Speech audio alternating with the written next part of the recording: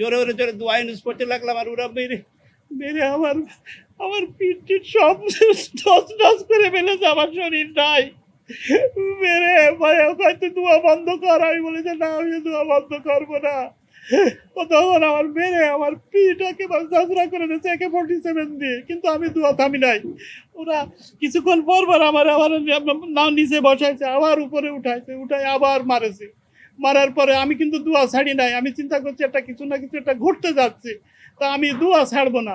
তারপরে এইভাবে লাস্টে আমার লাশ নেওয়ার জন্যই গাড়ি চলে আসছে। 3-4 ঘন্টা হয়ে গেছে এইভাবে চলতেছে আমাদের। কিন্তু গাধার উপরে চড়ায় গাধারে মারেছে, গাধারও শেষ পর্যন্ত AK-47 দিয়ে বাড়াইছে। আমার ছবি আছে, আপনারা দেখেন, ওই সময় আমার পিঠ ঝাঁঝরা করে ফেলেছে মেরে। আমি সে সময় ছবি তুলে রাখছি। তারপরে আস্তে আস্তে এইভাবে এই চলতেছে, চলতে চলতে ওদের কাছে বারবার ফোন আসতেছে।